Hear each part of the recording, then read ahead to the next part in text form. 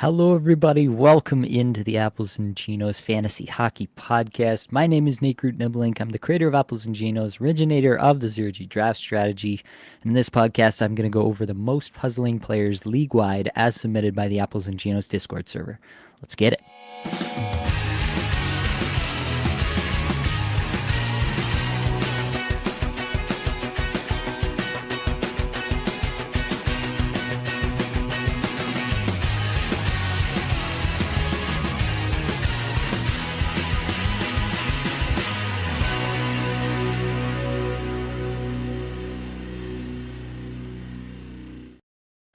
Welcome on in, everyone. Welcome to the break, the fantasy hockey break, the NHL break. Four Nations face-off is around the corner here. We got some lines for the Four Nations. I'm looking forward to seeing that Canadian power play unit get to work. McDavid, McKinnon, Crosby, Reinhart, and Makar on the back end. That should be something to see for sure. But yeah, I'm pretty excited about the tournament now. Obviously, helped that Blake and I kind of dug in to a bunch of the rosters and stuff and tried to get our guesses, our predictions out there for what might happen. But yeah, I'm looking forward to it. Hope you are as well. Without further ado, let's get into it. Top requested player in the Apples and Ginos Discord server for this week was Filip Chytil. 4 games here in this sample and 3 points in those 4 games. I'm actually going to go back and take a quick look at the log here just because I want to make sure I'm doing this right. Yeah, it was a goal, then it was an assist, then got blanked, and then it was an assist against Toronto. 14:06 in that one. But the other 3 were all 20 minutes, 20:45, 19:44. So pretty big minutes up front there for Chytil in Vancouver. Obviously, good to see a puck go in the net, some points on the board early on in his time there in Vancouver. And I think that we're looking at a player here, like Blake and I talked about it when the deal was made. Like, this is a player who has looked good under the hood in the past. It's definitely a player that we've had on our radar. It's just he's always been completely buried in New York. And so now getting a look at potentially some top power play work, playing with Brock Besser at even strength. That's a solid line mate there. So yeah, there's definitely some opportunity to be had for Chytil in Vancouver. 118th shots per 60, 155 individual scoring chances, 4 per 60, 91st Corsi, 4 per 60, and 37th in on-ice scoring chances, 4 per 60. So some good underlying numbers in the early going here. Yeah, I like Chytil. I think that he's going to need power play 1 to be fantasy relevant in most leagues.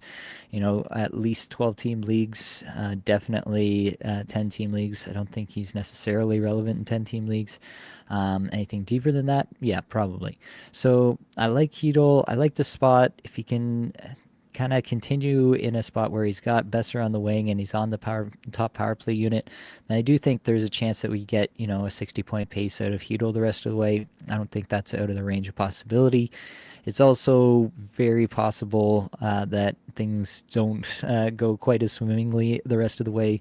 A lot of players, when they go to a new team like this, yeah, they just go through some ups and downs. They're learning something new, and sometimes the transition is immediate, and sometimes, you know, things go well the first couple of games, and then they really start to dig in. A little bit more is started to be asked of them in terms of playing within the system, and yeah, things can go sideways. So, I think that there's a lot of volatility to Chytil moving forward, but I do think that there's at least a potential that we could have something here where he's relevant for the rest of the fantasy hockey season. Let's go over to the comments. Drewski's in here trying not to use up all my ads on day one. Yeah, if you listen to the waiver wire show that I did, I definitely don't recommend making a bunch of ads for streamer level players right now. I do think we're going to get a lot of injury news that'll happen after this break. A lot of players coming back from their injuries after this break. And so I think a lot of lines will be shaken up, a lot of power play units. The coaches will be sitting at home, like trying to figure out how to get their power plays going, and they'll come up with some grandiose schemes and move power play units around. Like, I think a lot is going to change when we get back to NHL hockey. So yeah, unless you unless you're like pretty confident in the player that you're picking up and that their deployment in particular is not going to change, I would be kind of risk averse at this point, basically, and try not to use ads now. I'd rather use them when we have more information later on. Ian asks, would you drop Lacombe for Wallman? San Jose has a brutal playoff schedule, weeks 22 through 24, but I like his deployment and peripheral floor. I would, yes. Yeah, definitely. San Jose has a terrible playoff schedule. They play, I believe it's 8 times in weeks 22 through 24 with only one off night. Yeah. So, yeah, completely brutal schedule. In week 22, the first week of the playoffs, they only play 2 games. If you have a bye, then you're avoiding that week 22. So if that's a possibility, then that mitigates it a bit for you. But yeah, I think Wallman is good enough though that if you're still contesting for a bye or you're still contesting for the playoffs in general, I still think I would take Wallman over Lacombe just for the rest of the season, and you kind of figure it out after that point. Damon says, would you drop Sherwood for Fiala or even Bennett? 12 team with hits, no other banger categories. It's a worthwhile question. Fiala obviously has been hot as of late, but now, the break happens, and does he come right back? And is he, still on fire after the break, or does that kind of go away with the break? You're not sure. Sherwood obviously is a difference maker in the hits category. Honestly, I don't think I would. I think Sherwood is enough of a difference maker in a Cats league with hits that I would hang on to Sherwood, and I'd try to find some other move to make. Can you make a trade? Can you get a 2-for-1 going? Open up a spot to add Fiala? I don't know. Something like that, but yeah, if Fiala is available in your league, I would be trying to find a way to get him on my squad, especially considering that Los Angeles has a pretty good schedule. When they come back, they have 4 games, 3 off nights in that week, plus the Saturday super heavy game on the first day back for the NHL after the Four Nations break. But they also have a pretty good playoff schedule as well, so there's that as well. Jordan says, which side would you prefer in this trade? Point plus Necas for Pastrnak, standard Yahoo points league. Wow. So big deal for Pastrnak. I think that, if this is maybe a 10-team league and the player that you'll pick up to go along with Pastrnak is actually quite good off the waiver wire, then maybe. But I think this might be a little bit too much to give up to get to Pastrnak. It is very close. I just think that, Necas is going to get 22 minutes a night for the rest of the season. Colorado is very motivated to make it look like Necas is just as good as Rantanen. Obviously, I don't think anyone's going to really believe that to be true, but, if he can put up an 80, 90-point pace the rest of the season playing 22 minutes alongside McKinnon, that wouldn't shock anyone. And then to add Braden Point on top of that, basically you're thinking about, what's the difference between Pastrnak and Necas, and then what's the difference between Braden Point and whichever player that you're picking up to replace Point. So yeah, I think I'm hanging. I'm just kind of assuming that you have Point and Necas, to be honest, but that's the way I'm looking at it. Yeah, I think I would hold Point and Necas personally in standard Yahoo points. Stong says, Blockbuster offered to me Rantanen and Saros for Fiala, Svechek, and Kochetkov. Yeah, I think I'm taking Rantanen side there. The goalies don't really change a lot for me. It is tough. Those are 3 quite valuable players. But I do really think Rantanen's going to get a lot better. Rantanen is on the list here, so we'll dig into it a little bit more, but I do think Rantanen is going to be quite a lot better moving forward than he has been in the early going with Carolina. So I tend to default to the side with the best player there, and that's pretty clearly Rantanen to me. So yeah, I don't think it's a slam dunk, but I think I would still take the Rantanen side.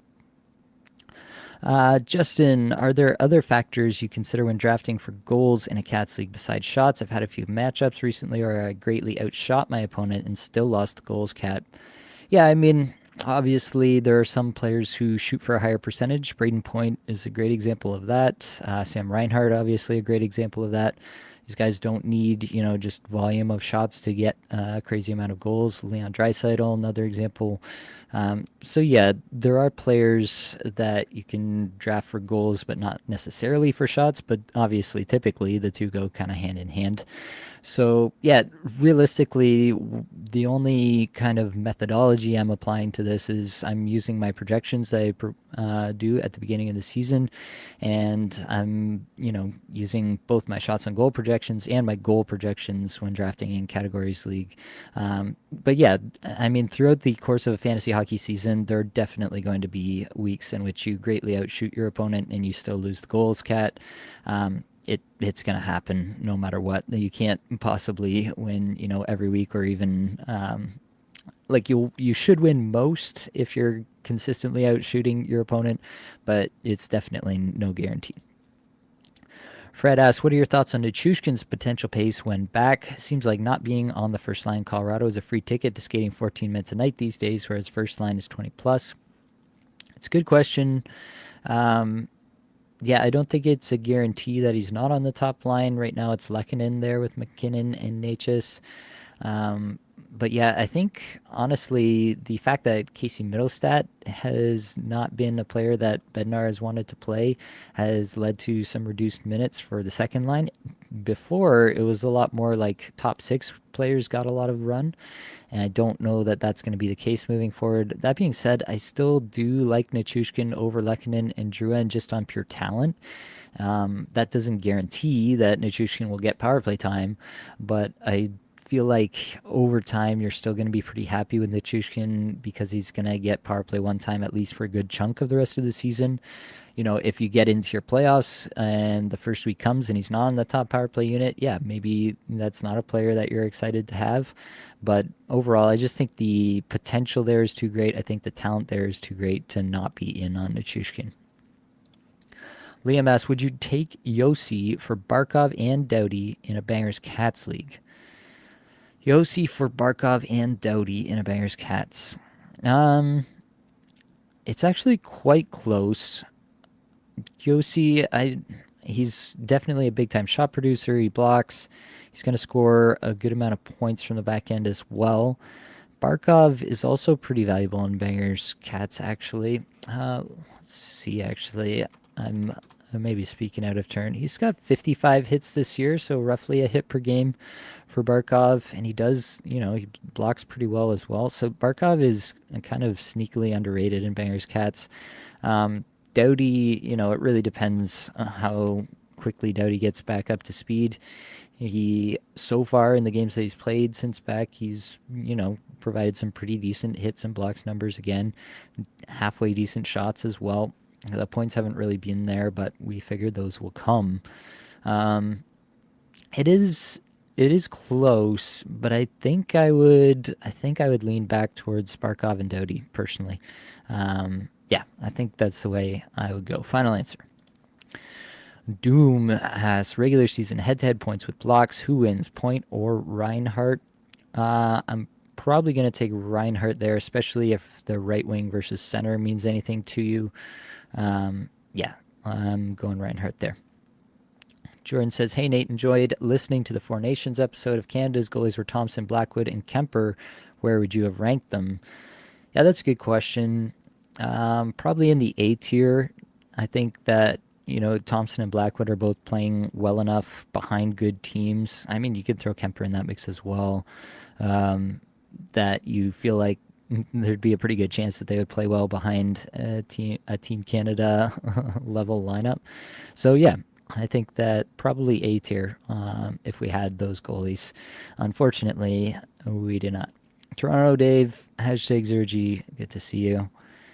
Damon says, Sherwood, Kyrou, and probably Batherson are my bottom feeders. Same, trying to figure out a way for Mr. Fiala is hard. 2-for-1 trades are also tough with stubborn managers. Yeah, I feel you. Yeah, it's just tough because Sherwood does feel like the best way to assure yourself of a category every single week almost. So that is really hard to give up. I do agree that Fiala should be in a lineup. Would I take him over Batherson right now in Bangers Cats? Probably. Probably. That's a tough question though. That's a really tough question. I might have to think on that one a little bit more because Batherson hits as well, and he's a decent shooter. Um, yeah, that is a tough spot to be in, but I don't think I'm willing to give up Sherwood. Josh Mayers says my favorite show. Glad to be of service. Sam says, gotta pick 4 of the following to be my keepers heading into next year. Who would you take between Boldy, Kyle Connor, Natchez, Tage Thompson, Darlene, J Rob, and Johnny T? Wow, that's a good list for sure. So off the top, Tage Thompson, Rasmus Dahlin are definitely going to be keepers for me. I think you're probably keeping Jason Robertson, and I think you're probably keeping Kyle Connor there. Natchez, Connor, J Rob is kind of the trio that's really giving me some debate here. I just don't think there's any way that Winnipeg is as efficient next year as they have been this year. And realistically, you should probably bet against Winnipeg being as efficient for the rest of this season as they have been so far. So the likelihood that Kyle Connor kind of morphs back into more of a point per game kind of guy instead of like the 100-point pace that he's been on throughout this season is pretty real. Yeah, Connor, Natchez, J Rob is the real question. 2 out of those 3. I don't think Tavares and Boldy have quite shown enough to stay up in this range. Um, yeah, Connor, Natchez, J Rob. I could honestly see it anyway. Maybe the positional eligibility plays into it for you. If you want not 2 left wing onlys with Connor and J Rob, maybe you take Natchez instead of one of them. I could see it a bunch of ways, but yeah, definitely an interesting question. Josh Mayer, Quinn Hughes, hard to predict playing time. I mean, as long as Vancouver's in the race, then they're definitely going to play Quinn Hughes because he's the way that they win. So he's definitely going to get playing time when he's back, in my opinion. He's been playing through stuff and still getting lots of playing time, so I don't expect that to be an issue when he's back. I expect him to get a lot of minutes as soon as he's back. I mean, the very last game that he played 23-26. When he's in the lineup, he's going to play. Josh also says, traded Gensel for Kempe. Thoughts? Probably, I think I would take Gensel there, actually. Um, it's close. I don't think it's like I don't think it's a crazy a crazy thing to do. Kempe does have a better playoff schedule, slightly better playoff schedule, so that works in his favor, I guess. If you're cruising for a playoff spot, yeah, I think I'd still take Gensel at least as a point pace rest of season though. Also, just clinched a playoff and bye spot thanks to you. Very good. Glad to hear it, Josh. I think it's thanks to you as well. Definitely nobody gets here just by listening. They got to put in the work themselves. Justin, is there any reason you don't include expected goals or high danger chances in your analysis? Yeah, I've talked about this, probably not in the last little bit, but I have talked about this in the past. Expected goals models vary site to site. And so when you talk about them, you often have to clarify which expected goals model you're using. And to be quite honest with you, I don't find high danger chances or expected goals models to be more predictive really than scoring chances.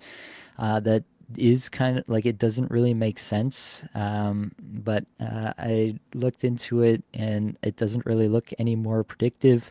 High danger chances, a lot of, like we've talked about it on the pod, but a lot of those chances are often just like scrum chances, and they come from a high danger area, but a lot of them are just like somebody slapping the puck into the goalie's pad. And is that really a high danger chance? I don't really think so. And so yeah, there's an element of, I feel like there's actually more of an element of unpredictability to high danger chances than there is this the classic scoring chance, and that's why I use scoring chances over high danger chances. personally. And yeah, the expected goals models are just kind of all over the place, and not all of them are very predictive. I don't really understand why that is. Theoretically, it should just be a mathematical model that says, goals go this way and they're scored in this way, and therefore mathematically, this should be the most predictive way of getting to expected goals. But for some reason, the math doesn't math there. 18 Skaters also looked at this, and he's got an expected goals model that I would trust. But when he did it with, I think he did it with Natural Stat Tricks. Mark, you're gonna have to correct me on this if I'm wrong, but I think he did it with Natural Stat Tricks model, and he also found that individual scoring chances for was more predictive than individual expected goals for using Natural Stat Tricks model. Obviously, it depends what data set you're pulling from and all the rest of it, but basically, all this to say that I don't really like. It's really the high danger chances that affect the expected goals that I'm trying to get away from, and that's why I don't use them in my analysis, because I don't really believe that high danger chances are necessarily all high danger. I think there's a lot of variance in high danger chances, and yeah, a lot of players just get a lot of high danger chances. The Zach Hymans, the Brady Kachucks of the world, and that doesn't necessarily predict goal scoring. So that's what I'm trying to get away from. That's why I don't use high danger chances, and that's why I don't use expected goals. Ian says, would you take Duchesne for Stu Skinner in a Bangers League? Basically trying to move off of Skinner ahead of playoffs. He torpedoes goalie cats way too often. Other goalies are Blackwood, Lankinen. Yeah, I think that's fine. I would trade just about any goalie for any skater that I feel like I can hold for the rest of the season at just about any time. So I think that's fine. Yeah, I'm okay with that. Dallas has a pretty solid schedule, if I remember correctly. Yeah, Dallas has a good schedule in the playoffs, so I'm good with that. Stonks replying to Josh also prefers Gensel by a slight margin. Doom praying EP40 gets going after Four Nations. Yeah, you and every Vancouver fan. Trevor Moore picking it up. We can throw Trevor Moore in the sheet for a moment. Trevor Moore here. Let's see what we get. He's got 2 goals, 3 points in his last 5. 17 and a half minutes average time on ice, 60-second shots per 60, 77th individual scoring chances, 4 per 60, 120 Corsi, 4 per 60, 172 in on-ice scoring chances, 4 per 60. I like Trevor Moore, especially in Bangers Cats and things like that. The last line that he was on was the Nano Fogo line. I'm not a huge fan of that. But yeah, I think it could be worse, but it also could be better in terms of line mates there. But he is starting to shoot again, which is a big component of what Trevor Moore is supposed to bring to your lineup. And so, yeah, I think he's a pretty solid streamer potentially for this matchup that we've got coming up when we come back from the Four Nations. But if you're expecting him to get back to where he was last year, I don't think that's in the cards. Josh Mayer, Kaprizov hurt makes me sick to my stomach. Just bought his jersey. Does he come back this season in time for playoffs week 22 and 23? Should I try to trade him? Yeah, you're going to have to go into the crystal ball on that one. I think that he comes back based on what Bill Guerin said, minimum of 4 weeks. We hope to have him back. But yeah, I think we'll probably get a better idea after the Four Nations, at which point, it might be too late to try to move him if that's what you wanted to do. But I think if you're selling him now, you're going to sell him at a pretty huge discount. And if he does come back and you're in the playoffs, you're going to feel pretty silly. For myself personally, I have Kaprizov everywhere, and I'm just holding. Armin says, my man, love to share my hockey withdrawal with you. Yeah, that's what we're doing for sure. Can you please tell us what you do with Barzal in a 1-year league? Yeah, this is a tough one. The Islanders are pretty banged up at the moment. It wouldn't be shocking to see them kind of fall down the standings as well and fall out of the playoff race. They are they have to climb 4 teams to get into a playoff spot. They're only 4 points out, but they also have to climb 4 teams, which makes it, a lot harder than just 4 points that they have to make up. And to make that up without Barzal and without some of the other guys that they're missing, Dobson, key among them, is going to be really, really tough for the New York Islanders. And so do they get to a point where, they're selling and they say to Matt Barzal, you know what, it's not really even worth it for you to come back and play hockey this year. Just take the rest of the time and get completely healthy and focus on next year. I think that's possible within the range of outcomes. So I think Barzal is one of those guys who carries a lot of risk right now. The timeline that we've heard would put him back in time for fantasy playoffs, or midway through fantasy playoffs. So you can hold him on that front. I don't think you're getting a lot like to trade away Barzal at this point. If you can get something really good for Barzal at this point, then maybe you want to investigate that, but I really don't think you will. So yeah, I think it's probably a spot where you just hold and pray. But yeah, it doesn't feel good right now. There's definitely a chance that he just doesn't come back at all. Armin's asks also, is Jenner or Lauzon more of a must add in a deep league? If it's a bangers Cats, then probably Lauzon, right? Just for the extreme hits. But I have some love for Boone Jenner. We'll get into it here, but I have some love for Boone Jenner coming back. There's obviously space in that lineup right now in Columbus for another forward, and it does sound like he is supposed to be back after the Four Nations. Brendan asks, would you go with Alex Laferriere or Pavel Dorofiev? Picked up Laferriere due to the 22 to 24 week playoff schedule. I like what Laferriere is doing right now. The underlying metrics look good for him. Definitely the playoff schedule is a plus. They have one extra game over Vegas in weeks 22 through 24. So you're getting an extra week in, which week is that? The first week. Oh, okay, so they play 4 games, 4 games, 3 games, whereas Vegas plays 3 games, 3 games, 4 games. So it's kind of an inverted schedule there. I think I like Dorofiev a little bit better just because I think his spot on the top power play is a little bit more solid at this point. But yeah, an extra game in the playoffs does feel good. I think, right now I'd probably hold Laferriere, especially considering Los Angeles' schedule when we come back from Four Nations. But if you take a look again after that, and especially if Laferriere gets moved off top power play, then I might move to Dorofiev at that point if he's still available. Damon, thoughts on dropping Hudson for streamer D? His plus minus is so bad. Yes, we count that. Other D are Yossi Morrissey and Hamilton. Mr. Bichsel. I don't actually know how to say Liam Bichsel. I should probably look up that pronunciation. In Dallas, looks like a hitting maniac that could be useful.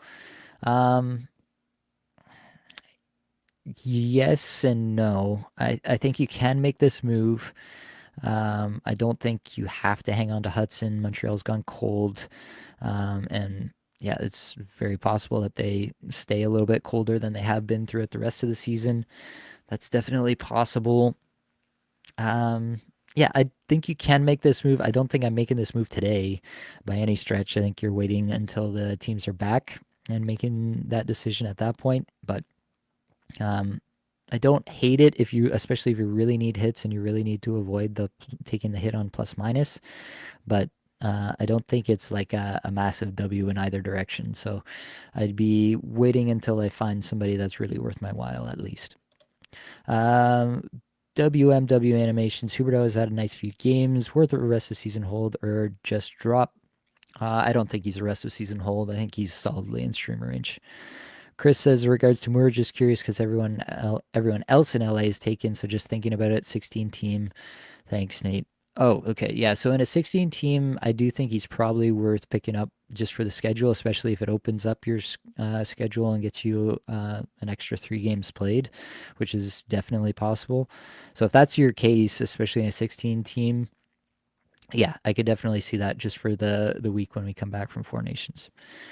Our Boomer, all Cats, would you go with Taves or Shabbat on D? Boo. Flip a coin. Very similar players to me. I guess I would go Taves just for, the Colorado offensive environment. Mr. C says, pretty sure Bucel was just sent back to their AHL. They've been bouncing him back and forth.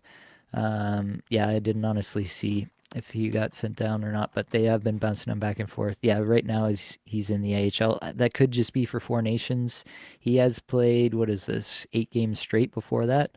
So yeah, he's played a bunch of games in a row. But yeah, it's very possible they just send him back down to the AHL for the Four Nations and he'll be back after. So yeah, take that for what it's worth. All right. We made it through the comments for now. You can keep them coming and we'll get back to them at some point here, but we'll get back to the list. Boone Jenner was hotly requested here. Yeah, so Boone Jenner, like I kind of said before, I do think that there's a spot here for him in Columbus, especially as long as Marchenko is out for, right? Pretty good spot for somebody like Boone Jenner to just waltz into a bunch of ice time. I I think that probably somewhere in the top 6 with a good amount of ice time. There very well could be a top power play spot available for him. In the last little bit, it's been Fantilli, Voronkov, Kent Johnson, and Cole Sillinger on the top power play. I could definitely see Jenner taking the Sillinger spot at the very least, right from the get-go. Definitely think that there's something here with Boone Jenner. If you're in a face-offs league, if you're in a Bangers Cats, I think that Boone Jenner does a lot of those kinds of things. And so he will have some value for you there, most likely. Sticking with Columbus, Adam Fantilli.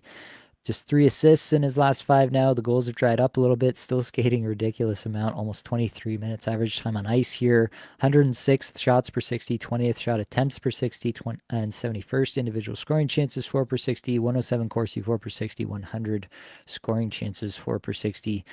Yeah, I still think Fantilli, with this kind of ridiculous amount of deployment, is probably a guy that you should expect to score at a 65, maybe 70 point pace. Losing Marchenko really hurts. That there's no doubt about that. Marchenko, in a lot of ways, was the engine of that line. I think Werenski is the engine of the offense overall, as currently constructed in Columbus, but Marchenko definitely the primary on that line, that top line for basically the entire year. But Fantilli is really proving it to me with the underlying stats right now that he is fully capable of driving a lot of offense on his own. But anytime you lose a player like Marchenko alongside you, you should expect to see a little bit of a dip in production. So maybe a little bit more towards the 60 to 65 point pace rest of season rather than 65 to 70. That kind of dip is more what we're talking about, maybe a 5-point dip. And so realistically, I still think you should be pretty excited about having Adam Fantilli at least for as long as Sean Monahan is out. Mikko Rantanen, just 1 goal in the 4 games here. It's been talked about a fair bit that he's had a bit of a tough go in Carolina. He scores in the first game and then goes pointless in the next 3, and then misses a game right before the Four Nations with a lower body injury. Sounds like that's all clear. He's going to play for Finland. It was just a 1-game thing, so nothing to worry about really there. I will say, we talked about him potentially not getting as much ice time. He's over 20 minutes average time on ice in the 4 games there, so that doesn't seem to be as big a concern.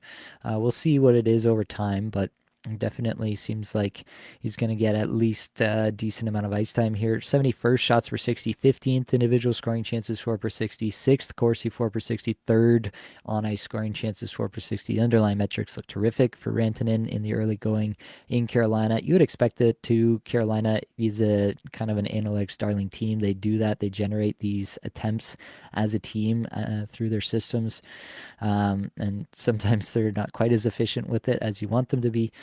But overall, for Mikko Rantanen, I do expect it to be a drop-off going from Colorado to Carolina, but the underlying metrics in the early going suggest that he could get on a hot streak as soon as the very next game for Carolina. And I think that he's still like a 90-point player, but the 100-plus point upside might be gone in Carolina.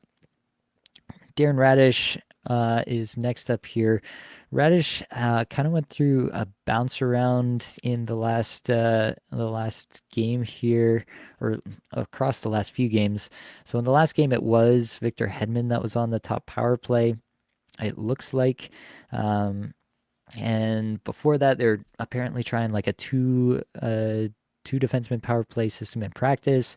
Then I think he was off the game before that. I think right now, Darren Raddysh is off power play 1. If Darren Raddysh is off power play 1, then I don't have any interest in him whatsoever. If he's on power play 1, I have a lot of interest in him.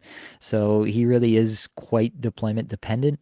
And so that kind of just lands him into more or less streamer territory right now. somebody that I'd prioritize picking up if he does get power play 1 again.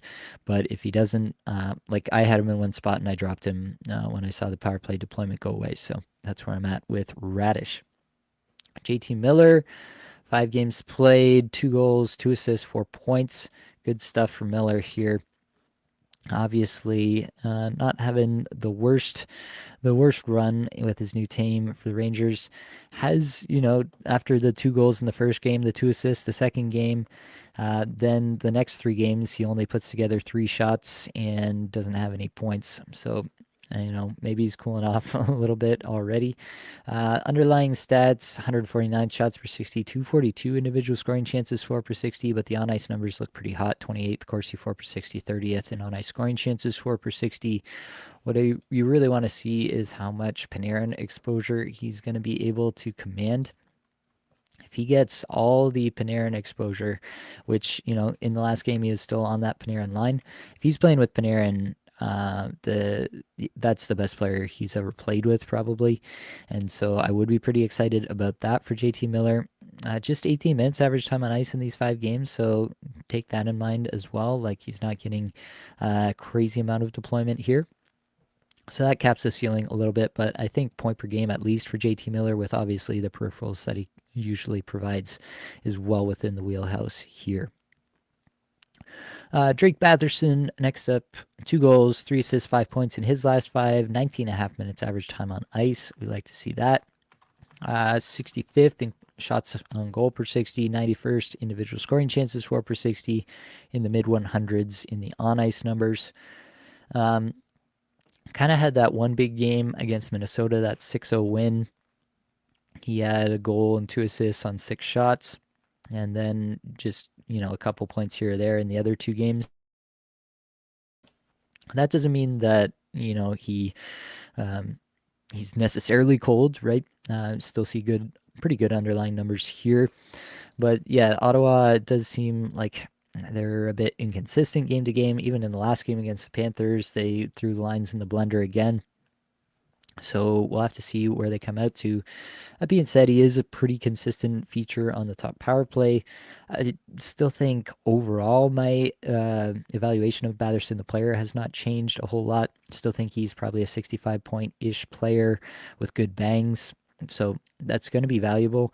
But I do think that the week-to-week and game-to-game results with Batherson can be pretty inconsistent. All right, let's go back to the comments here. We gotta keep up. Joining late, Kid is teething, so don't go to sleep.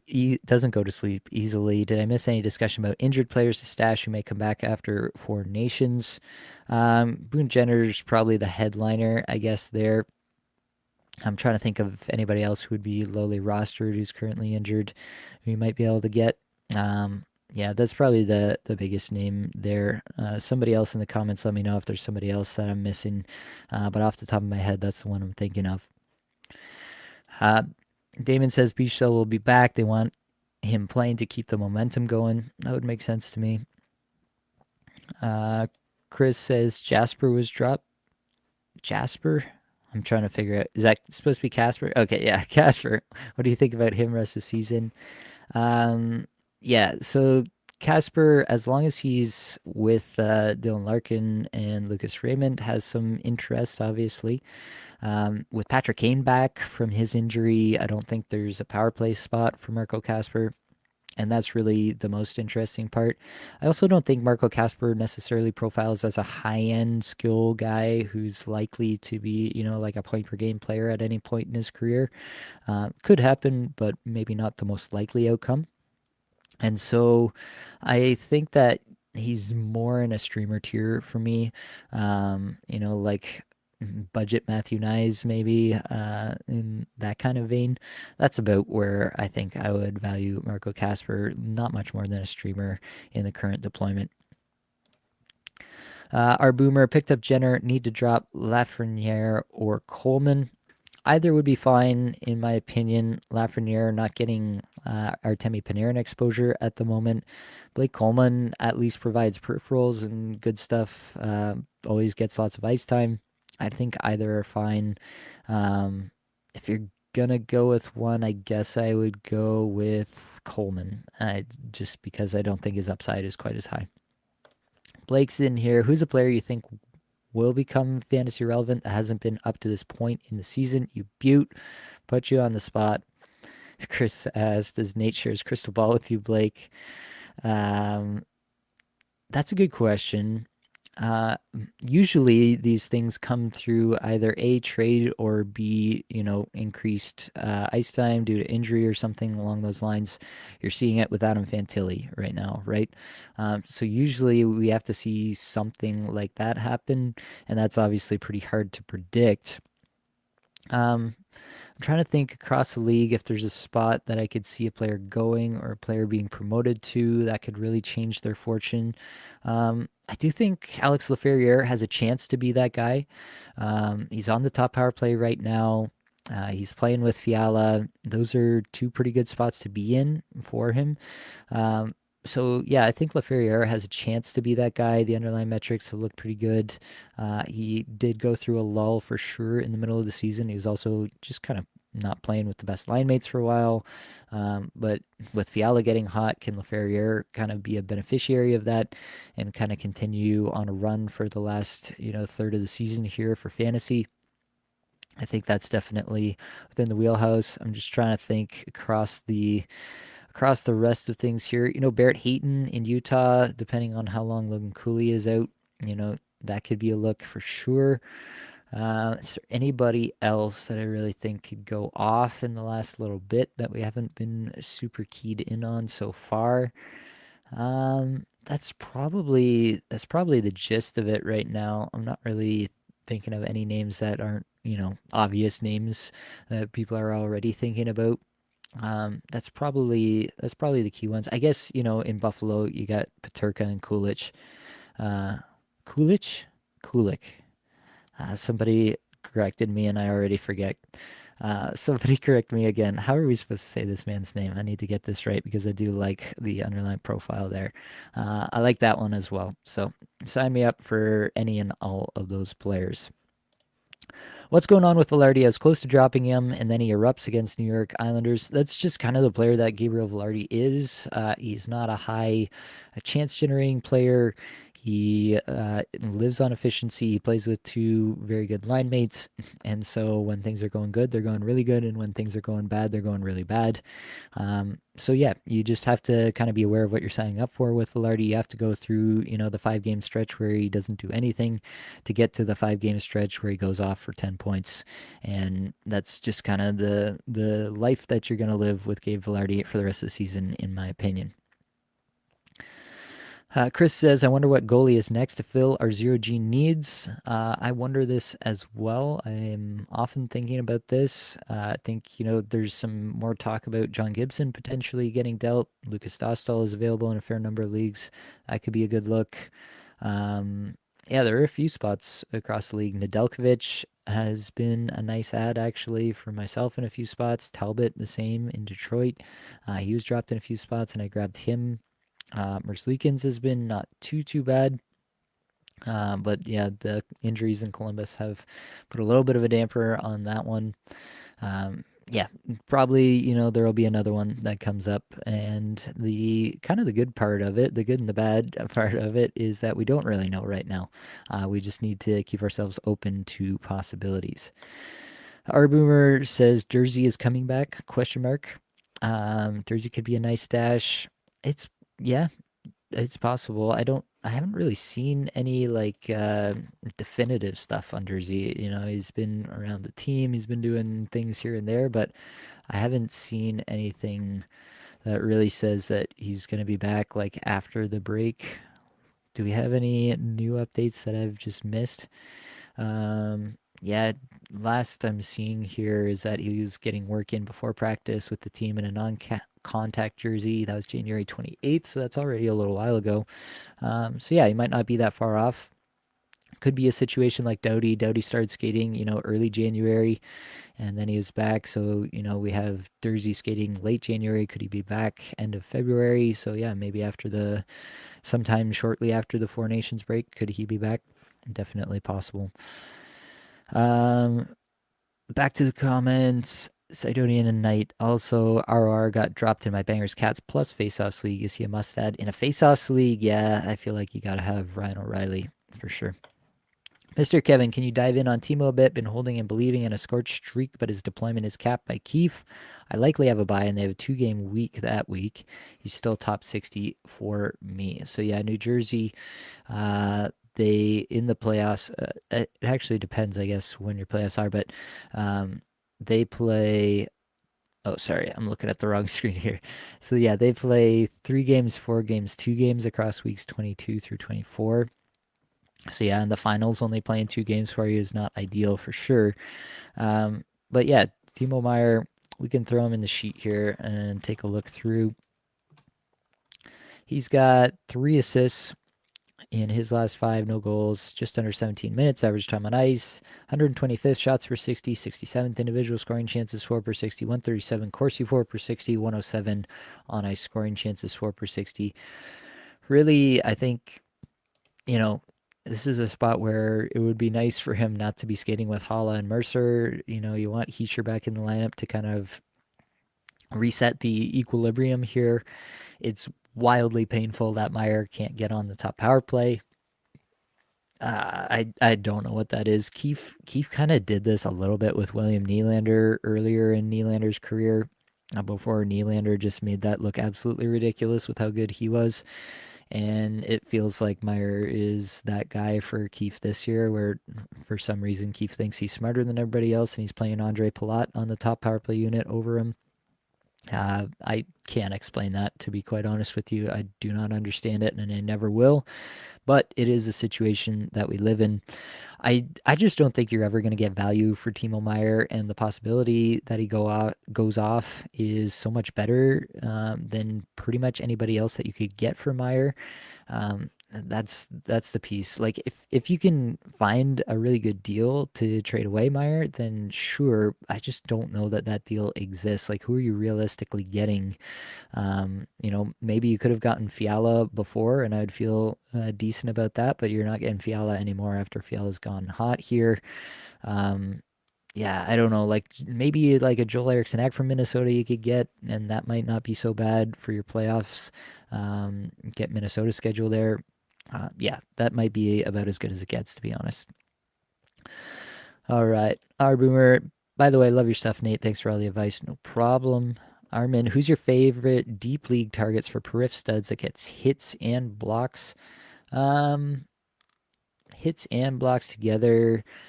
There's a few, but I mean, I'm I'm kind of not necessarily looking at it that way. Like, um, yeah, it all depends on what I'm trying to accomplish within each individual matchup in my Bangers Cats leagues. Um, like I'll be more so looking at the schedule first of all, and then I'll be seeing what these guys can offer me.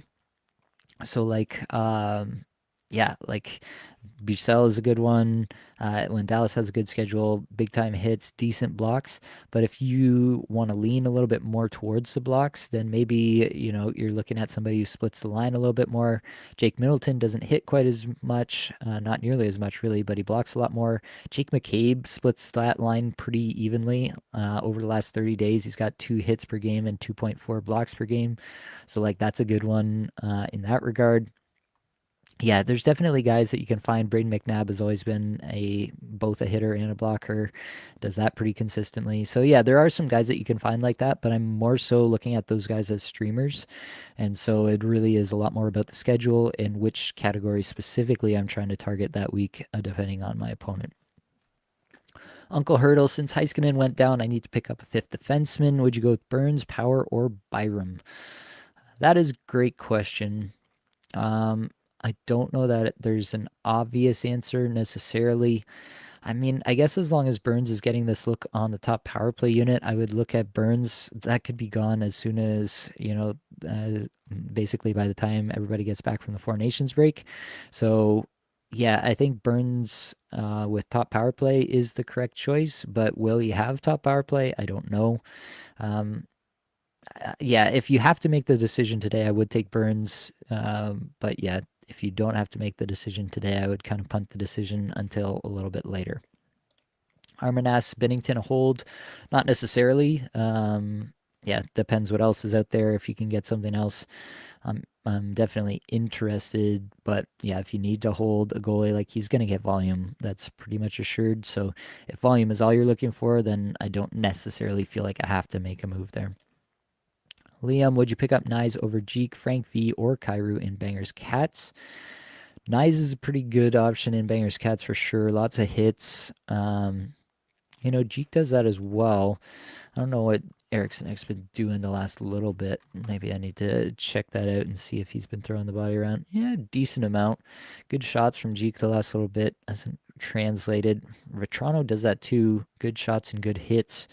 Yeah, definitely good options. Kairu, obviously the biggest scorer there, but definitely not as valuable in Bangers Cats. Interesting question. I think I would go Jeek there, but definitely all within the same tier. Armin asks, Matheson any good in leagues with plus minus but no blocks? Basically, no. Rooting for Kent Johnson to have a good rest of the season on that top line. That would be nice. Blake says, how dare you speak ill of my new trade acquisition, Timo Meyer? Had to do it, man. Had to do it. Sam says, earlier this season, I moved Timo for Tage Thompson. How do you think this trade aged as the season went on? I think that's a fantastic trade. I love that for you. Matt, who would you drop when Quinn Hughes comes off IR? Ekholm, Fantilli, or Peterka? That's a great question. Probably Ekholm, assuming that, you're not going down to like 3D or something there. But yeah, probably Ekholm. I'd love to hang on to Peterka right now as long as I can. Good playoff schedule for Buffalo. Obviously, Fantilli I talked about. He's looking pretty good under the hood. So that'd be the way I'd look at the moment. All right, we got to get back to the list, try to round this thing out. We left off at Kevin Fiala, 5 goals, 6 points in his last 5, almost 20 minutes a night, 51st shots per 60, 45th individual scoring chances, 4 per 60. Second half Fiala, whatever you want to call it, it's here and it's looking pretty good. He's doing stuff. His line mates are finally starting to play alongside him pretty well. I do kind of like this line that they're running out in the last little bit. Fiala, Byfield, Laferriere. That should be, honestly, it might be a better line than the Kopitar Kempe line. At this point, yeah, I'm a big fan right now of Kevin Fiala, and yeah, I think we're back in the range where I think he can be like a 70+ point pace player rest of season, as long as they keep this line together. Will they keep this line together? Definitely up for debate though. Matt Boldy, 2 goals, 3 points in his last 5, 19 minutes, average time on ice, 37th in shots per 60, but 146th in individual scoring chances, 4 per 60, 133 Corsi, 4 per 60, 196 in on-ice scoring chances, 4 per 60. I think Boldy this year has shown me a little bit like tons of production. The time on ice has been there. He's definitely gotten unlucky. There's no doubt about it that he's gotten a little bit unlucky to be down here at 29 goals, 70 point pace on the season. That being said, it's also a spot where they don't have Kaprizov, and Boldy has not shown the ability to be like the guy. When Kaprizov has been out, there's been some cases where he's had individual games here and there where he looks like the guy, but those have been a little bit few and far between. And so, yeah, I've been a little bit disappointed by Boldy. I thought he would take another step this year and we'd see him ascend to, like almost a superstar kind of level. And maybe he will, but I think that it might take Kaprizov coming back to truly unlock him. That being said, what are you doing with Matt Boldy? He's at least a 70-point pace player rest of season with plenty of opportunity for more. Ryan Donato, 4 goals, 8 points in his last 5, almost 18.5 minutes average time on ice, 46 shots per 60, 61st individual scoring chances, 4 per 60, 222nd in Corsi, 4 per 60, 113th in scoring chances, 4 per 60. He's been playing on the top power play with Bedard for quite some time.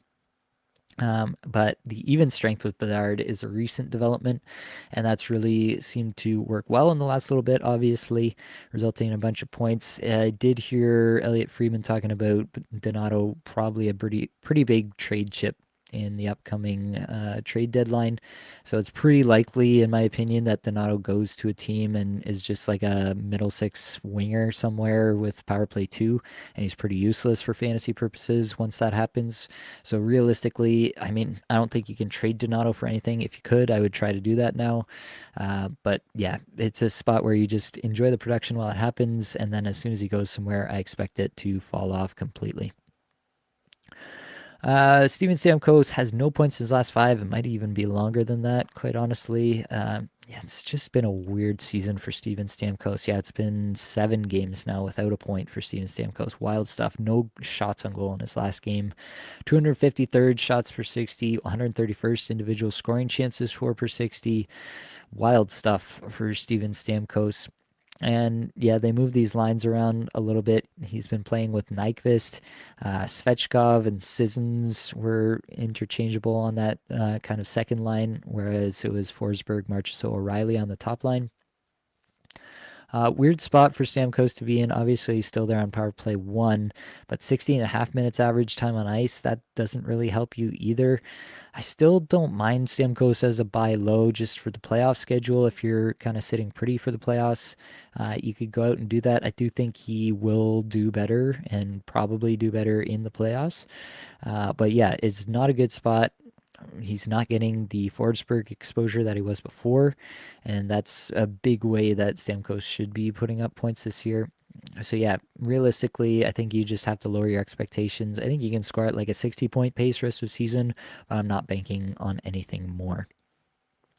Drew Doughty on here, 1 assist in his 5 games here, 27.5 minutes average time on ice. They are not easing him in whatsoever. Not much in terms of the underlying numbers. It doesn't look great. It's not like awful, but it's definitely not great. But yeah, it's Drew Doughty. He's going to play top power play. He's going to play a ridiculous amount of minutes for LA. And I think he's pretty valuable at that point, especially Bangers Cats. He does that. It's not going to be elite in anything, but he's going to provide you category coverage for sure. And so, yeah, if you thought he was going to be tremendous immediately upon returning from such a big injury, I think you're probably fooling yourself. But I do think that Doughty should provide us some pretty good fantasy stuff down the stretch. Getting named to Team Canada could be, the boost that he needs to get his season on track here. Dylan Guenther, 4 goals, 7 points in his last 4 games, 20 minutes average time on ice, crucially, 4th shots per 60, 1st shot attempts per 60, 7th individual scoring chances 4 per 60, 10th Corsi 4 per 60, 2nd on ice scoring chances 4 per 60. Yeah, Dylan Guenther has arrived on this season, 37 goals, 76.82 game pace. Obviously, he's missed time, so he won't hit that on the season, but yeah, elite numbers under the hood from Dylan Guenther. I don't use that term lightly, but yeah, terrific stuff from Dylan Guenther. And now finally getting big time minutes. Obviously, the 20 minutes average time on ice is inflated by a couple of OT games there, so probably knocks back down into more like the 18 minute range. But still, that's a big upgrade from where he was earlier on in the season. And I do think we should expect, 70, 75, dare I say, point per game Dylan Guenther rest of season. Elias Pettersson has just 2 assists in his last 5 games, 19.5 minutes average time on ice, 328 shots per 60, 316 individual scoring chances 4 per 60, 172 on ice, Corsi 4 per 60, and 151 in on ice scoring chances 4 per 60. I just can't see it right now with Pettersson. Like, he's going to have to show me something before I'm all that interested. Theoretically, is he a buy low? Yes, but also he's not showing any signs of really breaking out in a big way. And it's been a few games now. Miller's gone. Like, that was the narrative, right? I think there's something else still going on. So I'm not into it at all at the moment. Pierre-Luc Dubois, 2 goals, 4 points in his last 5, just under 18 minutes, average time on ice.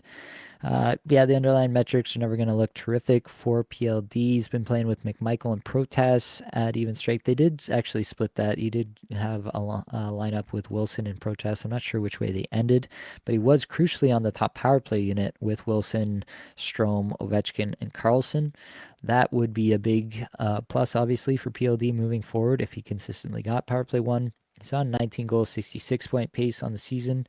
I think that's possible, but he is rocking a 14.8% on ice shooting percentage on the season to get to that number. Most likely, I think he knocks back down a little bit, maybe into the 55 to 60 point range rest of season. Still potentially a valuable player for you, though. Joel Eriksson Ek has no points in his last 4 games, but is getting 20 minutes a night, 15th in shots per 60, 96th individual scoring chances, 4 per 60, in the 200s in the on ice numbers, which is not ideal. But yeah, it is a spot where, Boldy's playing with Rossi, and so you're kind of leaving Joel Eriksson Ek to play with nobody. That's a tough spot for him at the moment. But yeah, I'm still kind of interested in the long-term outlook for Joel Eriksson Ek, and he is producing shots, if nothing else, at the moment. So theoretically, things should get better for Eriksson Ek in the not-so-distant future. Last one on the list here, and then we'll get back to the comments to close it out. Tony DeAngelo, TDA, 1 goal, 2 assists, 3 points in his last 5. Still skating 25 minutes a night for the Islanders. 60th shots per 60, 46th individual scoring chances, 4 per 60, 27th Corsi, 4 per 60, and 6th in on ice scoring chances, 4 per 60, which is not too bad. They kind of messed up the units again. So Boqvist and Perunovic on one unit and DeAngelo by himself on another. DeAngelo is playing with Lee and Horvat, whereas Nelson and Palmieri are on the other unit. Yeah, it's a mess. Like the sheer amount of volume that he's getting, that 25 minutes a night, makes him playable. And obviously, we know he's an offensively talented player, so he is valuable in that regard. But yeah, them messing with the power play units does decrease his value moving forward.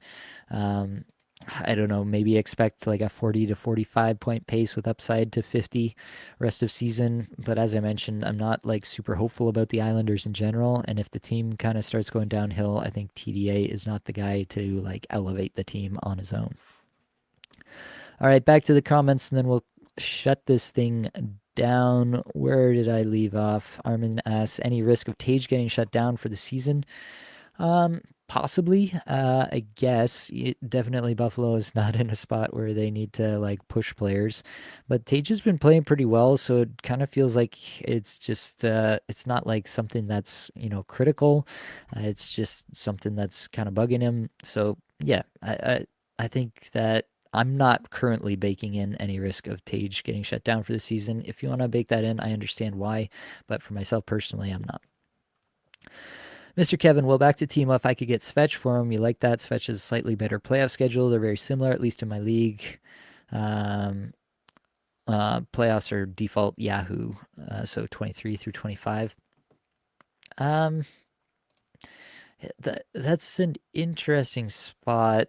The problem is that Svechnikov, like playing on the Stahl Martinuk line, like that being in the range of outcomes is like worse than what Meyer's been getting. Yeah, it's a really tough spot. I think I would go Svechnikov. Yeah, I think I would, but it's not a slam dunk for me. Stonks, Tony, alt-right, DeAngelo, or Michael. There we go. Okay, Michael Matheson for the next few weeks before playoffs. Okay, that's amusing. I think for the next few weeks you're going DeAngelo. Our boomer is Lafreniere a hold until the deadline, thinks he gets dealt and better deployment elsewhere. No, I'm not gonna I'm not gonna hold somebody kind of hoping that he gets traded somewhere. That's not how I would do it, in my opinion. Armin, would you rather Cap or Quinn Hughes rest of season and playoffs? Interesting question. Wow. I mean, both are obviously terrific. Hughes should be back after the Four Nations, we would assume, based on the fact that he was close to even playing in the tournament itself. Whereas Kaprizov, there's some unknown there. We think we know roughly when he's going to be back. I think you got to go Quinn Hughes. Yeah, especially if getting somebody on your team right now would get you a better shot at securing a bye or anything like that. Yeah, I think you would go Quinn Hughes. All right. I think we got to the end. Oh, we got one last comment squeaking in across the line. Mr. Kevin, how do you suspect rest of season goes for Ned? I bet he skids a bit, and I don't like Pittsburgh's upside, but he's been great. Yeah, I mean, I've said it before, and I'll say it again. I'm not in the business of projecting goalie performance. Ned is playing well right now, and he's on my team right now. As soon as it goes sideways, I will not hesitate to drop him, and I'll be on to the next thing. It would be pretty shocking if Nedeljkovic was really good for the rest of the season, to be quite honest with you. All right, I think that's going to be all that I've got for this episode. So hopefully it brought you some value, helped you get a little bit better at fantasy hockey today. All the advanced stats you heard and saw today came from Natural Stat Trick, terrific free resource. Many thanks to the band They're There for supplying music for the podcast. Be sure to check out their Spotify as well. That's it, folks. Much love.